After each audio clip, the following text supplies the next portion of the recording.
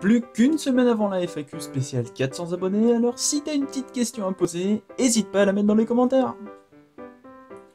Hey salut les sushis, comment allez-vous? Ah, c'est bientôt les vacances d'été. Et même si pour moi ça veut dire travail, pour ceux qui sont encore à l'école, c'est le paradis.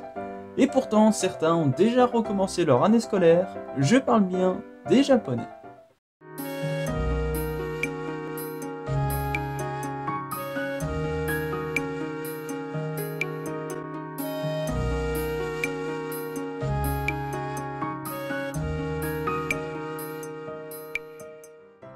La rentrée des classes en France, tout le monde le sait, est en septembre. Non seulement ça veut dire que tu es reparti pour un an de galère, mais en plus l'été se termine, y a pas de quoi avoir le sourire. Pourtant au Japon, les élèves reprennent les cours en avril, accompagnés du printemps et des cerisiers en fleurs. Avec l'été qui arrive, là au moins tu commences avec la patate. Il faut savoir que cela n'a pas toujours été le cas. En 1872, les Japonais avaient copié notre modèle, mais un jour il y a un mec qui s'est dit notre année fiscale commence en avril et se termine en mars. Mais c'est tellement plus logique de caler l'agenda scolaire en même temps en fait. Et depuis ce jour, les Japonais reprennent les cours en avril. Ah, et pour ceux que ça préoccupe, ils n'ont pas de grandes vacances en été comme nous. Au Japon, elles sont en août et durent un mois. Ils ont bien évidemment aussi des vacances de Noël, des vacances à la fin de l'année scolaire et plein d'autres jours fériés. Le rythme scolaire est donc assez soutenu, même si sur le papier ça paraît pas. Les cours commencent à 8h30 et finissent à 15h30 et ils travaillent aussi 2 samedis par mois.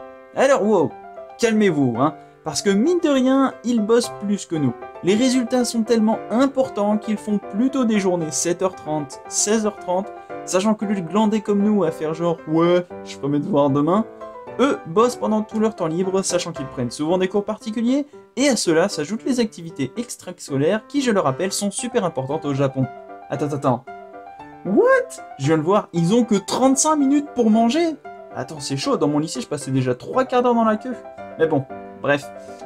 Beaucoup de choses diffèrent encore de notre système scolaire, même si la structure des études reste la même, à savoir primaire, collège puis lycée, et enfin université si Dieu le veut, il faut savoir que les écoles japonaises sont très sélectives.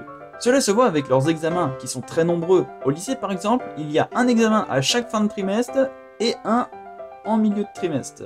Toi qui pensais qu'avec un contrôle par mois, tu étais déjà surbooké, va donc essayer les examens au Japon, tu vas être chamboulé. Car non seulement le système de notation est assez particulier, il s'agit d'un pourcentage donc tu es noté sur 100, mais en plus les relations et attitudes à avoir sont très strictes. Tout simplement car la tradition et la discipline sont maître mot, tout est hiérarchisé et tu dois le respect au professeur et surtout au directeur qui est limite vénéré par les élèves. Alors que chez nous c'est complètement l'inverse, le respect est plutôt mort dans nos écoles. Et puis bon, tu bosses pas correctement, fais gaffe à toi, car tous les résultats des examens sont affichés dans l'établissement, à la vue de tout le monde. Je dis ça, je dis rien.